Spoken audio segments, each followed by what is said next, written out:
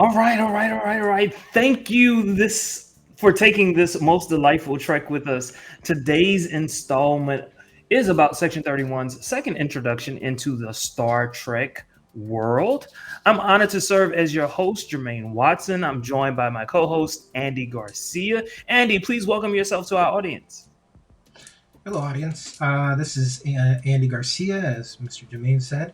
I am a longtime Trek fan, and I'm here to discuss Section 31 with all of you. You can find me at Mr. Drew Garcia on all socials. All right, thank you, sir. Thank you so very much. All right, so as I said before, this is our second installment of Section 31 Saturdays. Last time, Andy and I laid down some roots into the world that has become Section 31. We aren't here to necessarily talk about the upcoming show of Section 31. Instead, we want to talk about its origins. So, if and when a show does come up, we and all of you are completely conversant in the topic.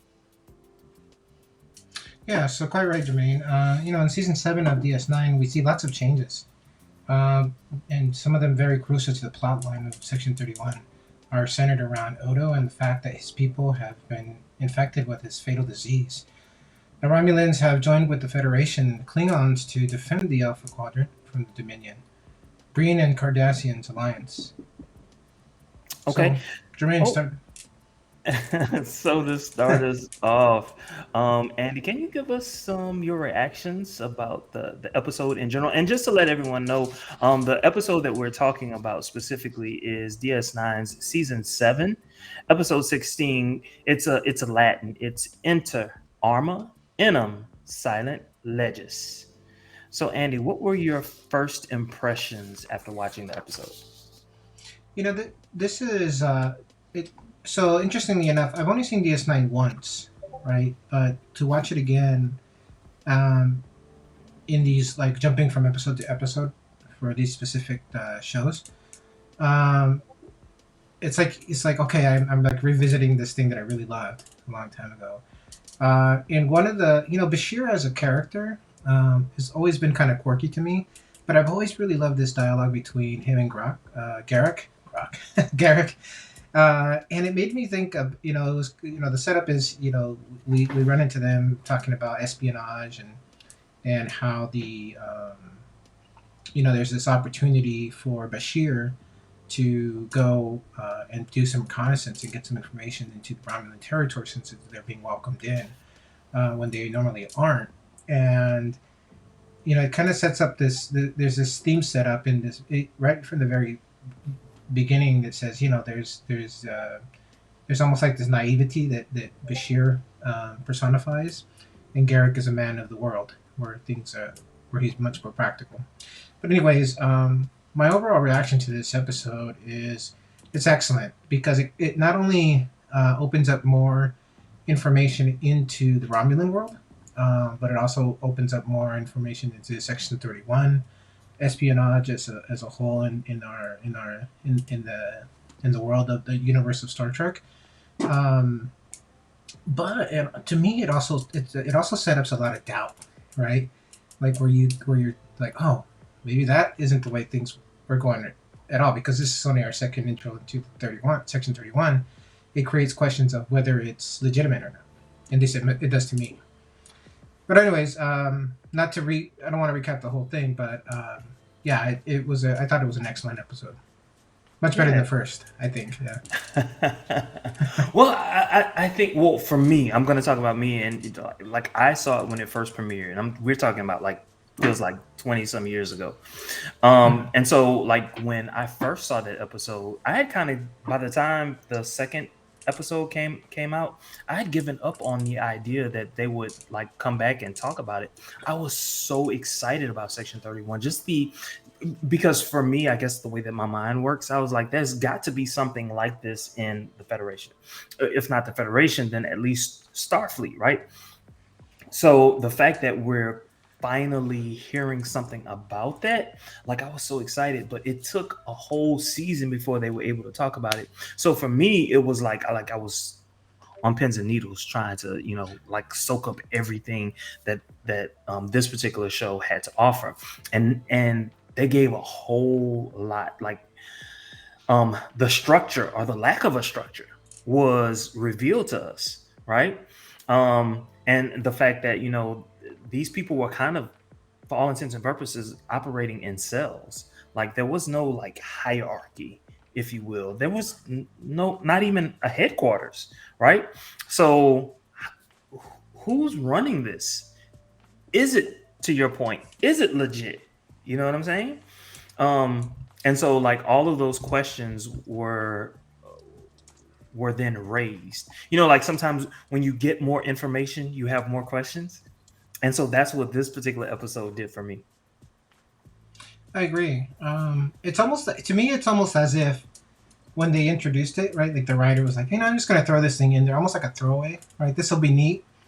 And then this episode feels like, "Oh, this could be a thing," right? So they went back and they said, "Okay, we're gonna, we've introduced this whole new, uh, like this whole new like slot that they could create, and what they're actually doing now is this whole other world of track." And so yeah, you get much more detail. They start. You can see them start to formulate. The organization. Does it exist? Does it not exist? And they leave you at the end. They leave you like, man, I don't know. Like, right? So Well, I was doing my research, to prepare for this. I did my little research, and so so this is part of the last season of DS9, and so the writers, the producers, they were all basically told, "Hey, look, do what you want to do, be as creative as possible. Just make certain that there's a Federation left standing, so that future Trek can take off and do whatever."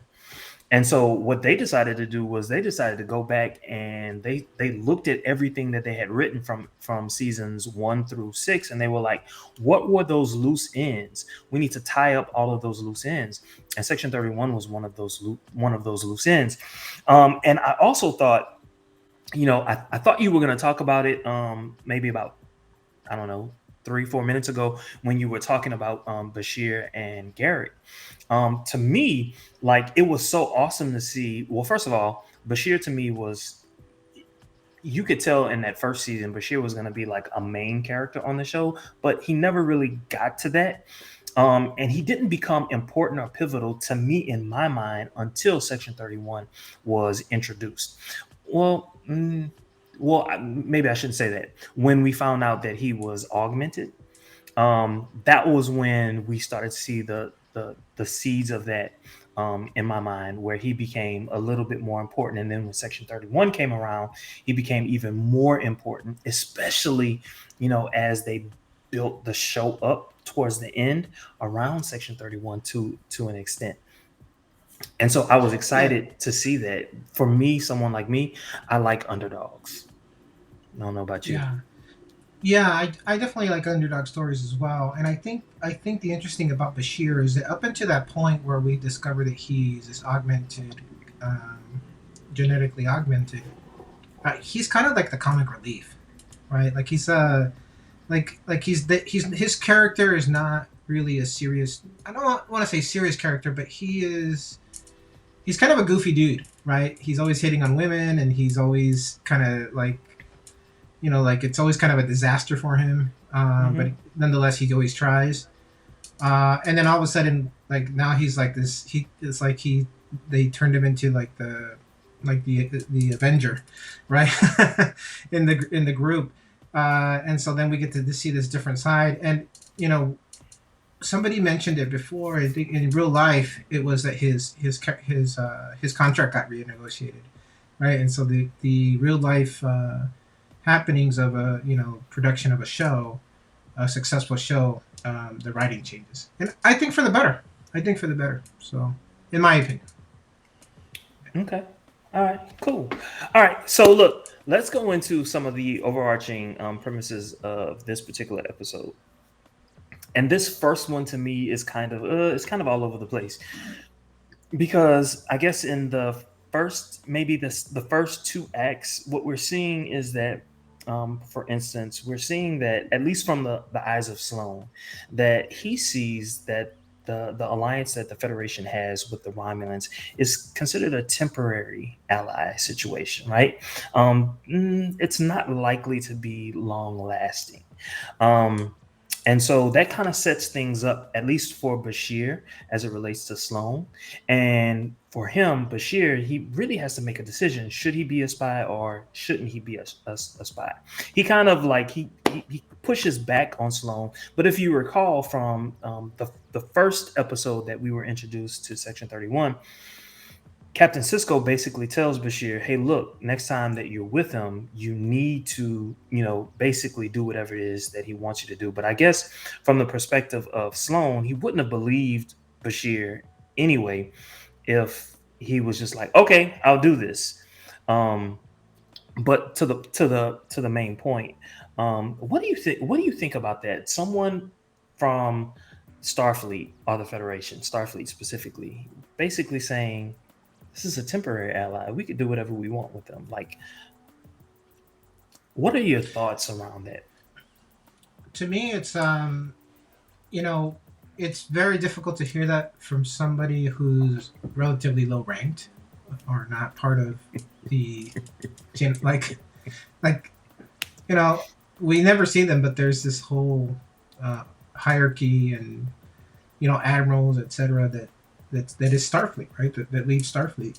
Um, like if try to think about what would happen if like a colonel decided he was going to take their own policy on dealing with spies and enemies, right?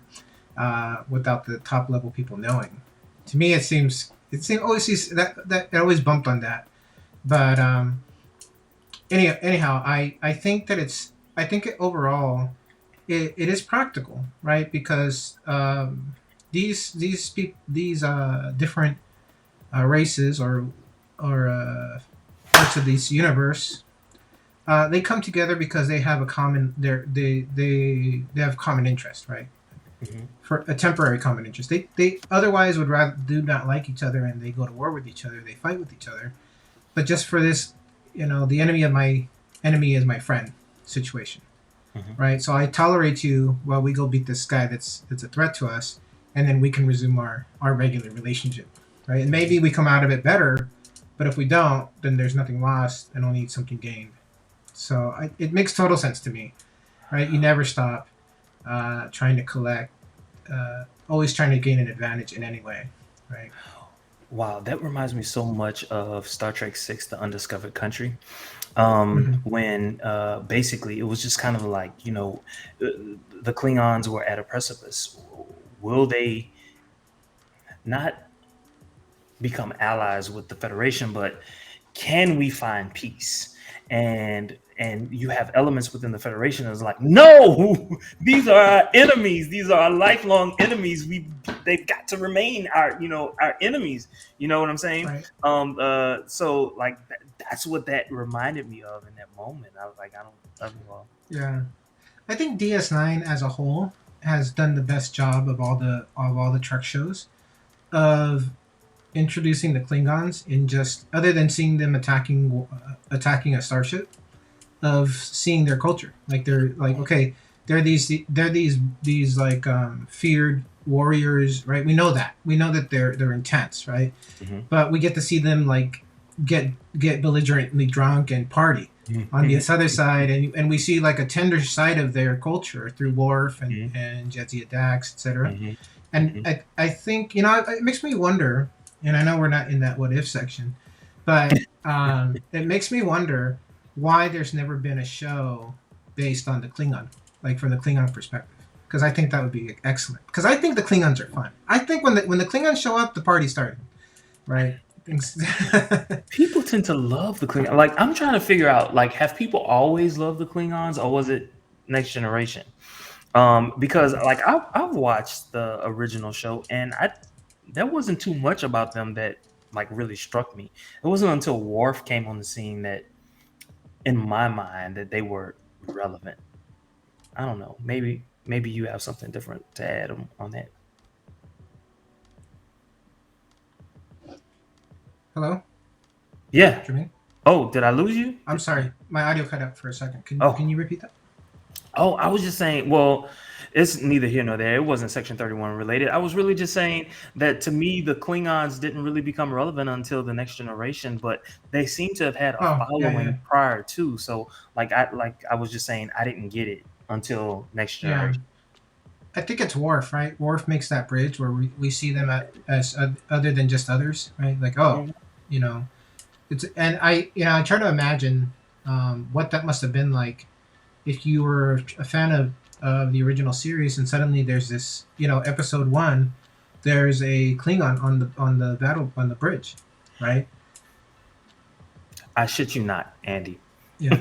When I first see him, I'm like, Mhm. do they realize there's a Klingon? Red alert! But look. Okay, so we're gonna start talking about the Klingons. That's not good. This is section 31. So look, still in like Act One, Act Two of the episode. Bashir. So Bashir and Sloan, they're going back and forth. Sloan finally leaves Bashir's quarters, and then Bashir tries to follow him out with a phaser, but Sloan is already gone, and this kind of goes back to our first episode, and so like I'm still wondering about the technology of Section 31. Like it has got to be more advanced um, than what is currently available in the Federation. I don't know if that crossed your mind, It but if did. so, it did. It definitely did because obviously, and they're leading us towards that, right? In the show, he's gone. He's just gone, and immediately I was like, he transported out and they couldn't detect it again, right? Mhm. Later on in the show, when the Romulans are interrogating Bashir, and they use some sort of, I think it was chemical, right, or some sort of device that allows them to break him down, and so that he's telling the truth. Mhm. Then they surprise and bring in Sloan, and they go out of their way to say uh, he wasn't his race or his brain wasn't as difficult to break, right? And they're saying, Bashir is kind of like spilling the beans, right? Everything, like he's kind of recapping the show in a way, and they're like, oh yeah, he told them that, so for sure he's telling them the truth, and whatever this technology is, it works. Then they bring in Sloan, and they confirm everything except what was that one detail that they changed? Not that they changed, but that they were able to admit.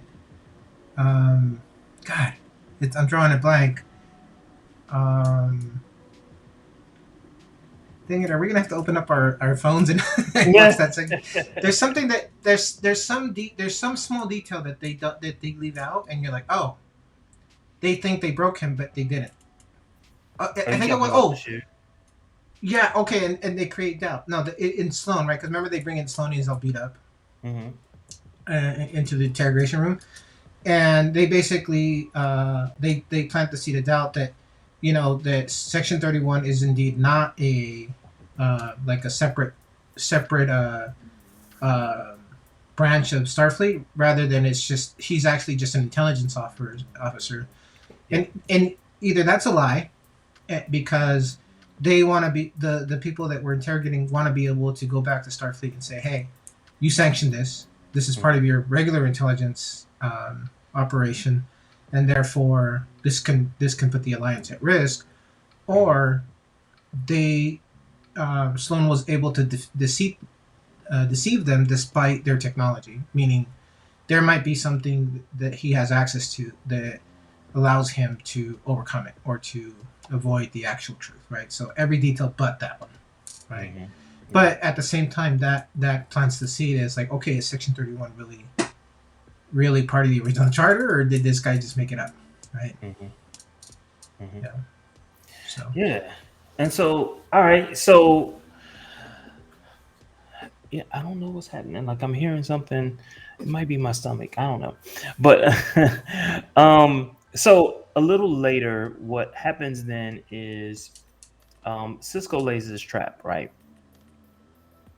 Yeah, I really do think it's. I don't know. So Cisco lays this trap, right? And so like everyone is willing to follow along, and by this point he involves the admiral. the admiral who had been there, since the Dominion War had started.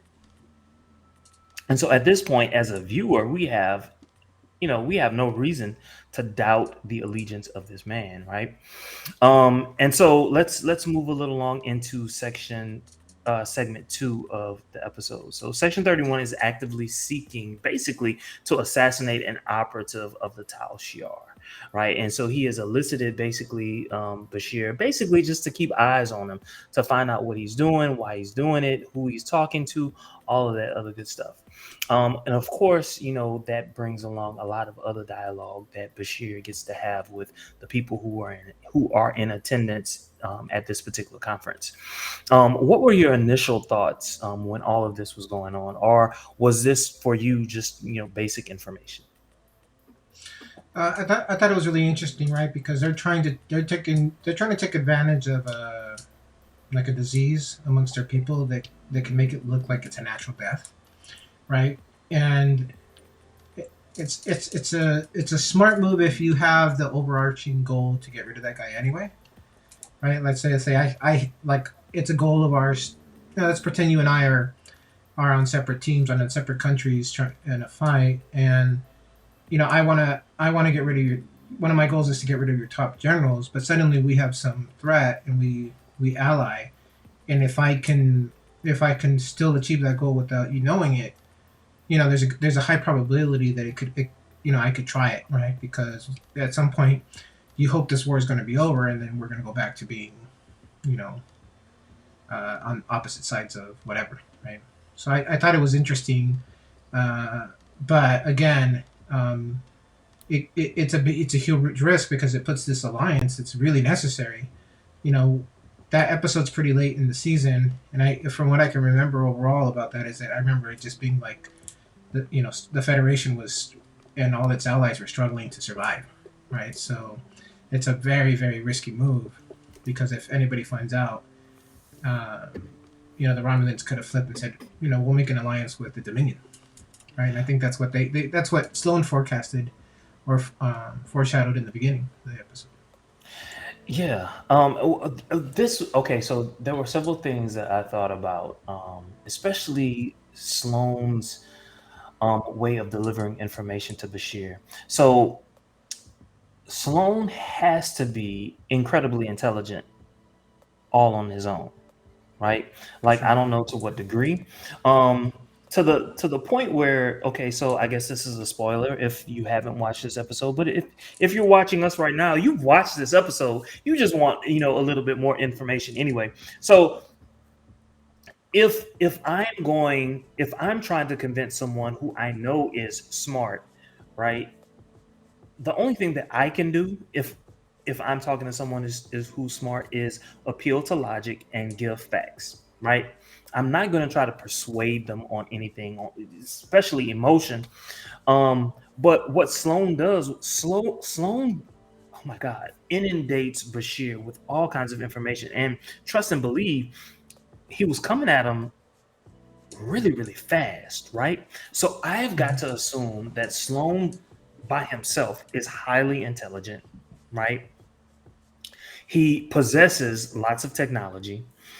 He ingratiates himself on with and on lots of different people who are likely high ranking, right? These are all Mhm. the different thoughts that you're thinking in and around this time.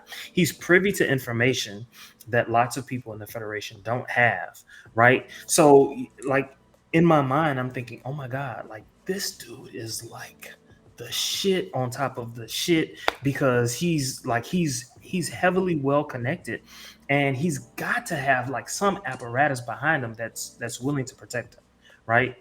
So in that moment, those were all the different thoughts that I was thinking. And to have the balls to basically insinuate, yeah, we really want to assassinate this high ranking member of the Tal Shiar. The Tal Shiar? Are you serious? The Romulan Tal Shiar? I mean, if you go back to the original series, the Tal Shiar was to be feared and respected. You know what I'm Mhm. saying? We didn't hear a whole lot about it in Next Generation, but that's what I was thinking in and around that time. And then the sheer audacity, assassination, the Federation. Assassination? Oh my god. Those are all the things I was thinking. Yeah, it's interesting you say that, right? Because if you put it into the overall context of what's going on, right? So you're right. Sloan is this guy that's on the in, right, at a high level, and Doctor Bashir is an endearing character to us, but he's a doctor on a space station out in the middle of nowhere, right, at the front line of the war at this point. But it's like, you know, practically you're sorry about that, my dog. Practically, if if you're a science officer who's a doctor, right? You're dealing with like broken bones and going to health conferences and maybe writing medical journals, and then all of a sudden you got this guy out of nowhere who's like telling you secrets and is asking you to help get intelligence on that will help assassinate some high ranking member on your enemy side. Hmm. I mean, for me, that would create pauses. Like, wait a minute, right? Like, why are you involving me in this, right? I'm like, it's kind of a crazy thing, right? That's actually happening. To read somebody in on like that, and then to expect so much out of them. But yeah, I think it's an interesting uh, premise or an interesting happening going on in this in what we're watching. Well, I guess in my mind, the way that I justified why Sloan would even talk to Bashir, it wasn't the fact that he liked to play Hmm. a spy. It wasn't that. It was the fact that he was highly intelligent. Like that was the thing that Right. I hung Yeah. my hat on. Um, Yeah. especially because of, I guess, the nature of it. Like intelligence, you like at some level you're going to be a spy. At some level, low level, Yeah. high level, you're going to be a spy, and you're going to want someone who's highly intelligent. And so that Right. was in my mind what I was hanging my hat on as to why Right. Bashir was the one. But I also thought that it was kind of cool because, depending on how Bashir took it, like I really wanted Bashir to be like, yeah, okay, I'll do it. He didn't go that route. I really wanted him to, because then we could really see like what Bashir was really all about, right? I Yeah. do think we were able to see what he was all about by the end of the episode, though, in Yeah, my we mind. also see by the end of the episode that Sloan, like you see that Sloan was kind of there's been a long planning of this, right? Like they've suspected that Kubal is sick, right? But they don't know, so they needed somebody with the kind of training and the ability to observe somebody and diagnose them. Um, and because Bashir is genetically altered and can do that now, and so you could see that it was all kind of a setup. Like there's like this long, Mhm. this that Sloan's been playing a long game, not a short game. The long con. Oh Yeah, my god, the long a con. long That's con. exactly what I thought. I was like, oh, this is a Mm-hmm. long con. And it also makes sense that it took them a whole year to bring this back. You know what I'm saying? Mm-hmm. It made perfect sense. Like, oh my god. Like, oh my god, Andy, I love you. I love like you Thanks, like man. Mm-hmm. like you have like these thoughts, these fleeting thoughts, but you never bring them to the surface. But that's what you do every single time. All of my fleeting thoughts, you bring them to the surface. Like, oh, he took it from me. Oh my god. I Sorry, don't get to man. mention it. Sorry.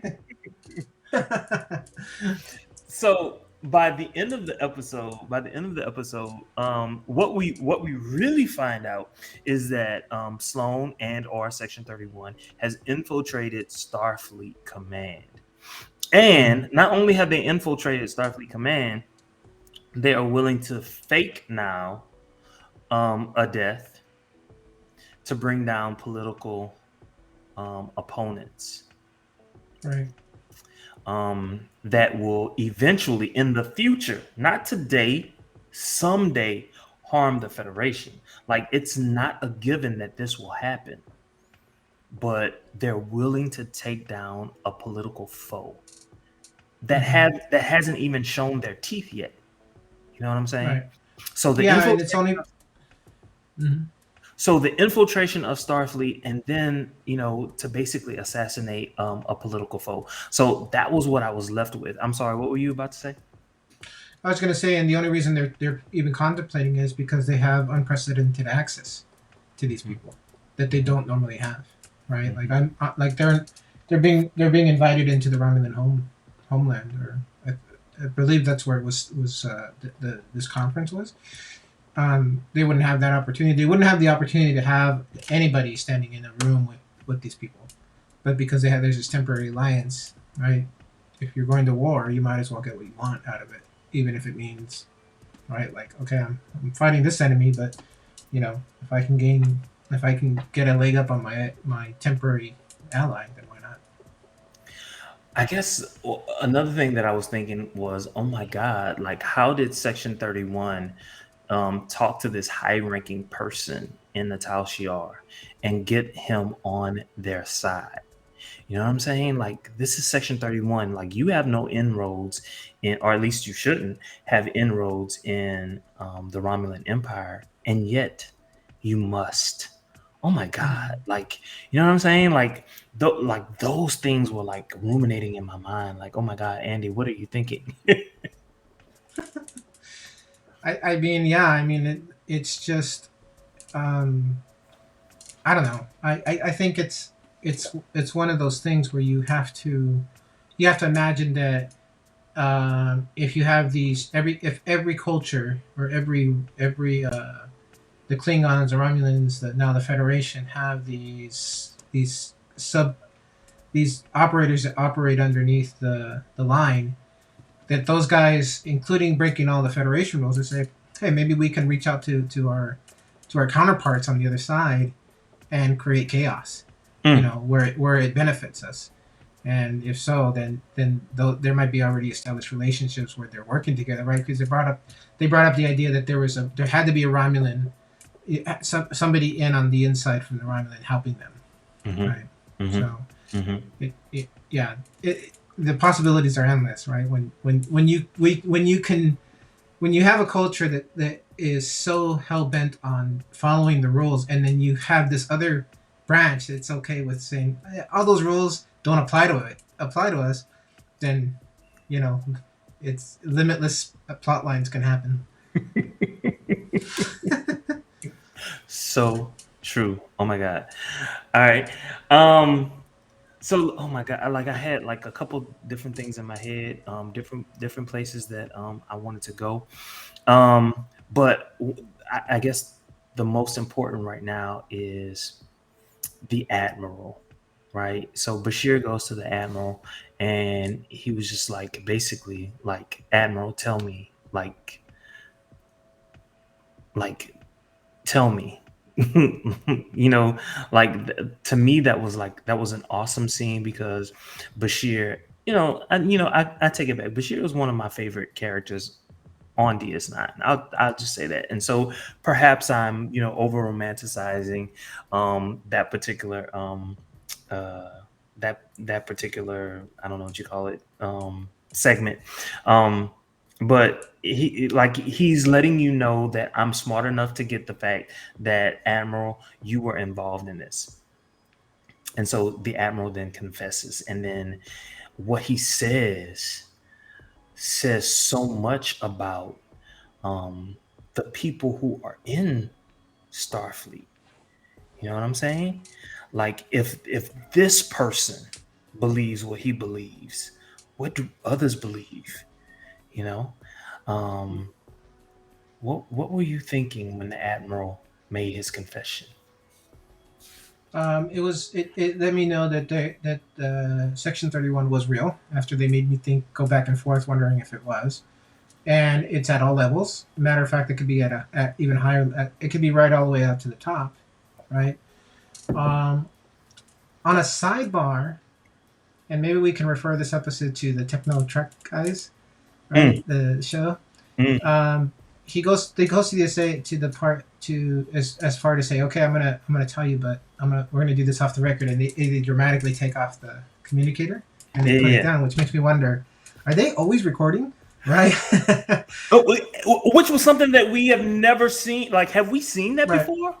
I can't recall of a scene where they take like they're taking off their guns. It's almost like a let's take off our guns, but like they say, well, let's say this off the record, and Bashir takes his off too, and Or, now or he basically confesses, or and like today, like in 2021, put your phone down, like don't record this. yeah, You know what I'm saying? yeah, Like back then, like in the what was it, the 90s, early 2000s. That was unheard of. Like, what, huh, what?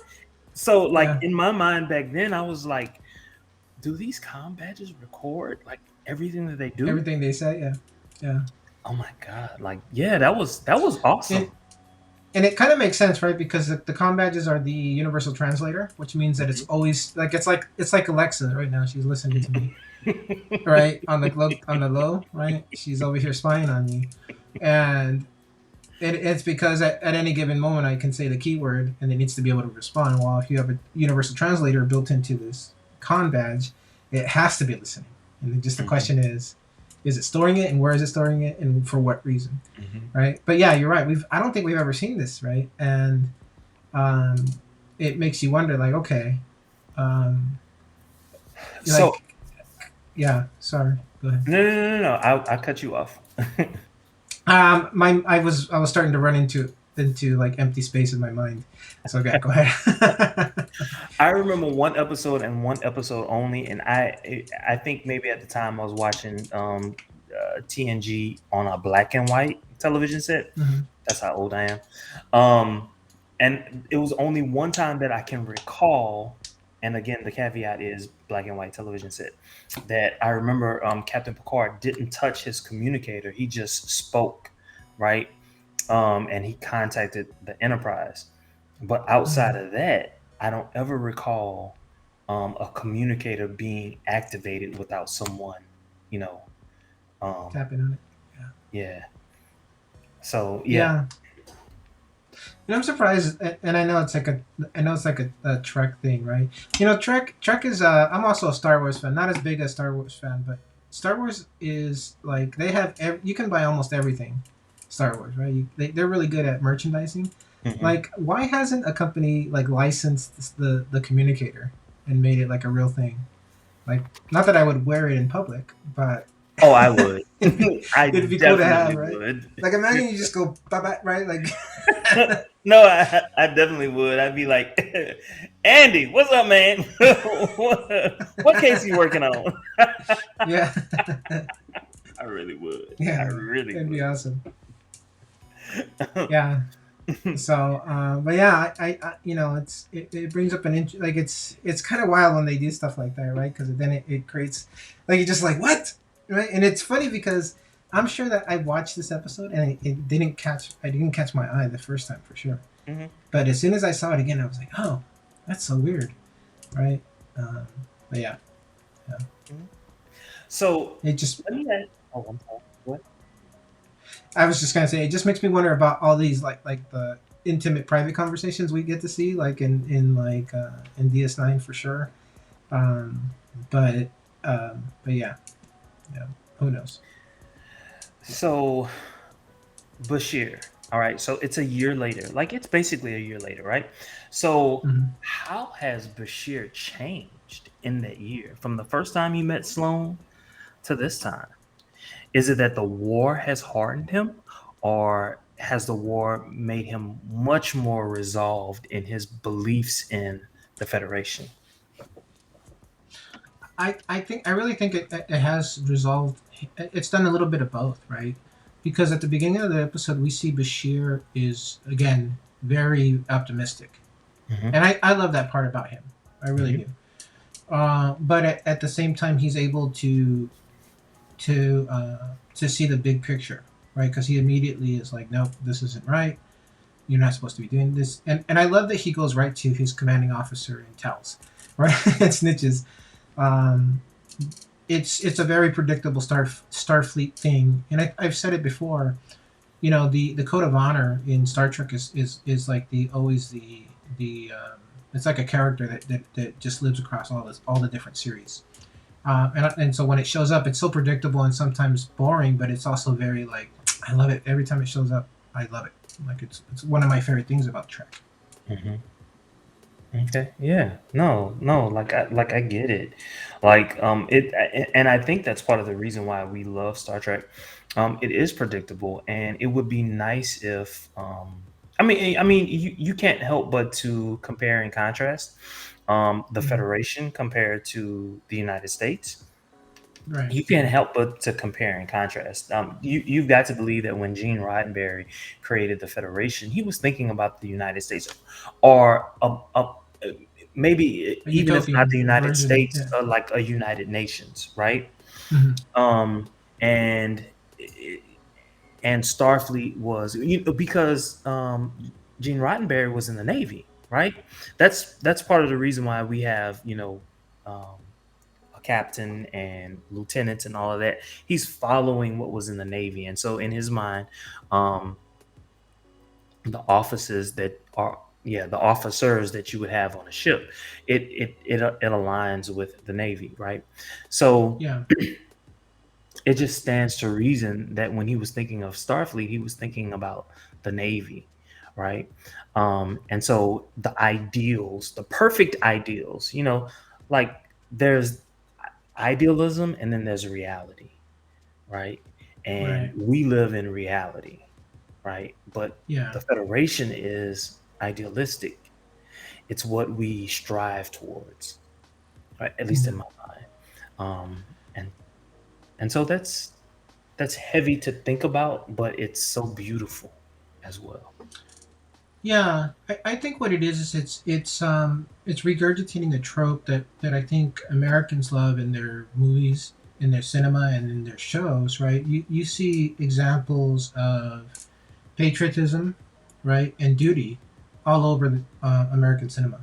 Right? So, like for example, to bring another show into this, Chicago Fire. Right? Chicago Fire's writers. I don't know if the same guys, those guys have made me cry openly at least 3 times, right? And it's because they do a really good job of setting up situations where in that show they're following firefighters, right? And there's a brotherhood amongst firefighters, and they do a really good job of like there's the one episode that I can think of. This man dies, and his son and his mother, the mother of the guy, the mother and the grandson now are going to the funeral, and they're in the limousine, they're in a motorcade, and they turn the corner, and the camera shows us entire blocks of firemen standing at saluting, and they have the trucks with the flags, and that's a moment, right? And to me that's almost, it's on right along the same trope. And you see that in movies again, like Air Force One, where they're the Secret Service agents are going to risk their life to save the president, not necessarily because it's they like the president, but because it's their duty. It's their duty to protect the office. You see that again in like that movie. It's almost a cheesy movie. The Olympus Has Fallen with Hmm. Gerard Butler, and Hmm. where the White House is attacked. These Hmm. guys go and they stand in the line of fire, and that's all code. That's all like that's all along the same trope, in my opinion. And that's the same. You know, it makes sense that guy was in the Roddenberry was in the Navy, because we see that over and over again, and that's the kind of thing, like, you don't leave a man behind. That's all code. That's all code of honor stuff. Hmm. And so that's why I think, and now it makes sense to me that Roddenberry put that into the original series, and it lives to this day, right? Hmm. Hmm. Yeah. But and you got to realize also, like, because you mentioned it, like I'm thinking about it, like he was in the armed forces shortly after the integration of the armed forces, Hmm. right? Yeah. So that was his reality, right? And that was his lived reality, and they were Hmm. forced. I'm not going to say they were forced to integrate, but the president integrated the armed forces, and Hmm. he must not have seen any difference between you know men of color and and white men, um because there was a book that I read. He wasn't just around black people, he was also around Hispanics. Actually he was around Hispanics more than he was around blacks, but he saw all of it, um and because of that, like, that was what inspired him, and that's how we got Star Trek. um Yeah. and that's You know, it's beautiful. it's interesting, right? And I think we're way off on a tangent, but I think it's worth it. Again, for us, for me, growing up in the '80s, seeing a black woman on the bridge of an imaginary ship, right, wasn't a big deal to me, right? But for those people watching it for the first time in 1966, huge deal, right? And it makes me wonder, like, how many people would have otherwise had a different outview on the world had not he done. It was a choice, right? It was a controversial choice, right? So that it became normalized 20, 30 years later, right? And even then, right, everybody, you're always going to find somebody that goes back and finds fault with whatever, right? We just watched the first Discovery episode, and one of the very early scenes is you see a starship, and both helmsmen, the captain, and the president of this federation are all women, Mm, right? mm, And so, what does that what does that mean to, like, what kind of ripples will that produce towards the future in 30 years, right? When mhm, somebody's going back and saying, remember that Discovery show and how mhm. cheesy it looked, right? Yeah. And but right, but it was powerful. To me, that was a very powerful image, even as a man, right? To know that there's women watching this and young girls that'll watch this, and what that will produce, uh, generations, ahead. No, dude. Uh, When I first saw the original show, like this was the '80s, the early '80s. I was mhm, young. I was like 5, 6, 7 years old because the reruns would. It was every Sunday, right? mhm, When I saw in the '80s, when I saw this black woman come on, now for me, I'll be honest. I saw Spock as a black man. I really really. did. Even though he wasn't black and I knew he was white, cognitively, I knew he was white, but I saw his character as a black man because he was an other, right? And I Okay, that makes saw sense. I saw this black woman on the bridge. She didn't get a whole lot of lines, but the mere fact that she was there, oh my God, like that meant a lot to me because even in the '80s, I didn't see that a lot. Like to the point Mhm. where I'll share something with you. When we were young, when a black person would be on a show, everyone would go out and they'd be like, "Oh, a black person is going to be on such and such show," and as all the kids would run and tell everybody, and we would run and we would watch that TV show just because a black person was on that show. So it was impactful. It was powerful for me, even in the Mhm. '80s.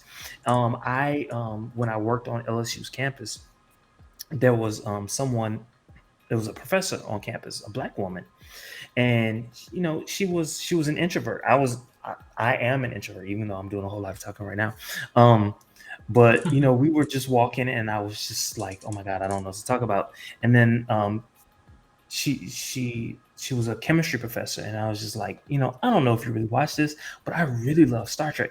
And I just the fact that I mentioned it, like she just opened up, you know what I'm saying? And she confessed the fact that the very reason that she even went into education, got a degree, a PhD, is because of Star Trek. Like Hmm. so many different people owe their lives to Star Trek. It's awesome and phenomenal. Yeah, I think I wanna circle back to what you were saying about running into, like, seeing, like, those characters.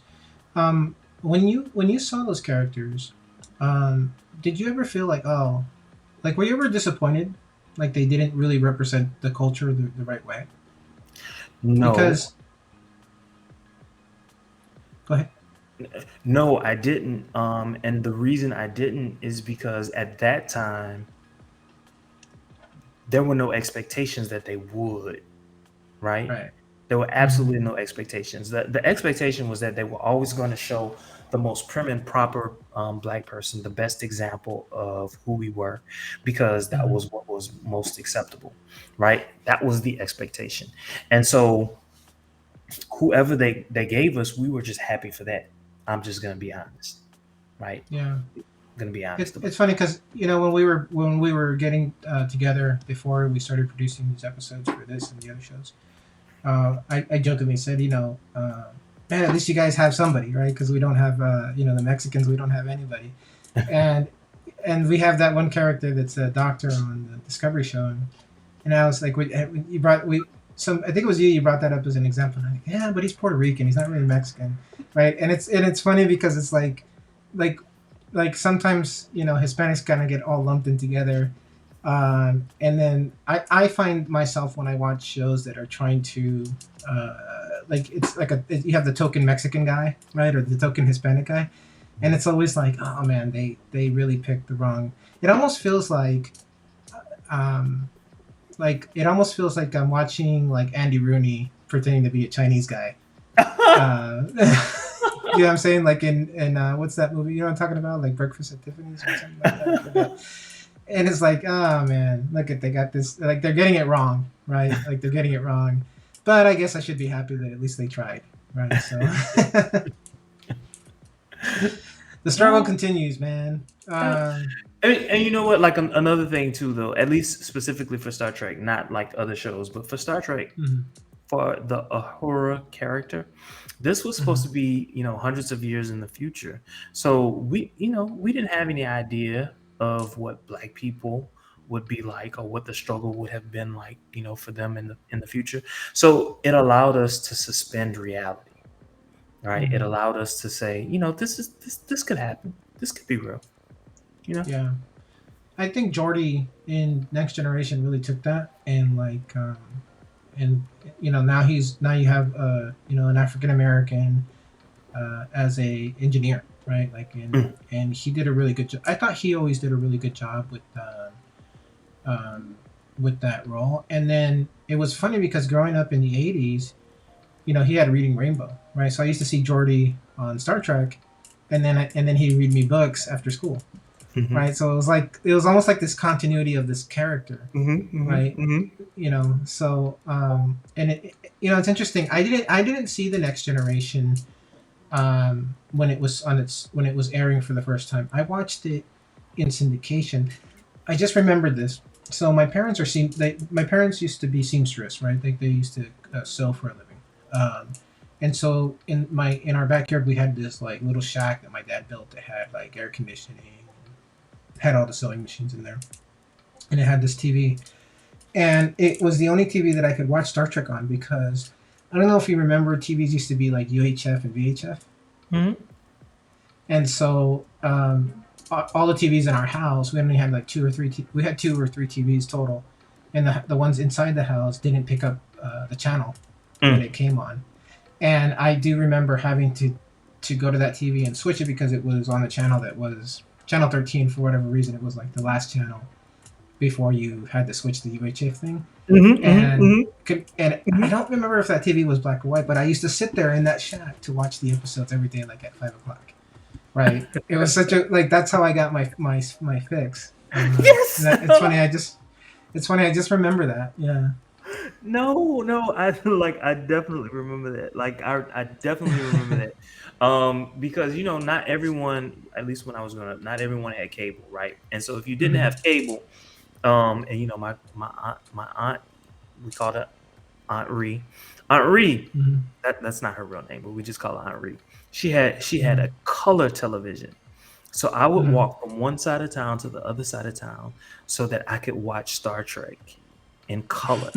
But she didn't have cable, right? So Uh, yes, I had to. I forget, like you had like the U channel, and then you had to turn yeah. the other knob at the bottom to get. For us, it Right. was like 15 or 16, something like that. So and it Mhm. was Fox, right? So I'm watching it, and I'm like, oh my god, Yeah. that was life. That was I don't know life. if there's any like millennials watching, but like, yeah, they're probably like UHF. So if you're not understanding what we mean, there used to be two channel bands, right? And most TVs only had one. I think it was VHF, Mm, right? And it got like channels like 2 through like 12, 12. right? Uh-huh. And then you had a switch on the TV, and there was a separate dial for it, right? Uh-huh. And then you would have to, and those were harder to come in for some reason because they were so close together on the dial. Mhm. Um, yeah, I remember that. It's so Mhm. funny. And I used to have to sit in that shack because it was the only place that I couldn't bring the TV inside. Although I probably tried, but yeah. Those were the days. And Yeah, now, man. Section 31. Oh my God. So And now look, I get it on my phone. Yeah. right? Like you There can you go. watch TV on your phone, like whenever you want to.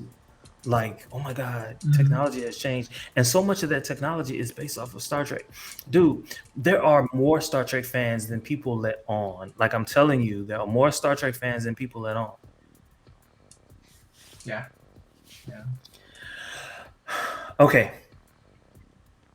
Are we ready to call it a night? I think so. We got off track, but I think, like I said, I think it was worth it. Well, we definitely learned a little bit about each other, and hopefully all of you have learned a little bit about us as well. Please, please, please, please, please, please let us know that you love us. All right. So this ends our second week of Trekkers Delight programming. We hope you've enjoyed Monday's LGBT Trek, Tuesdays Trek Tech, Wednesdays What If Wednesdays, and Fight the Patriarchy. Of course, Thursday's live show, Friday's new Flash Friday, News Flash Fridays, excuse me, and our Section 31 Saturdays. Please like, follow, subscribe, add, comment, and share to stay delighted in Trek. As always, I am Jermaine Watson, and thank you for listening or watching Trekker's Delight. May you have peace and long life.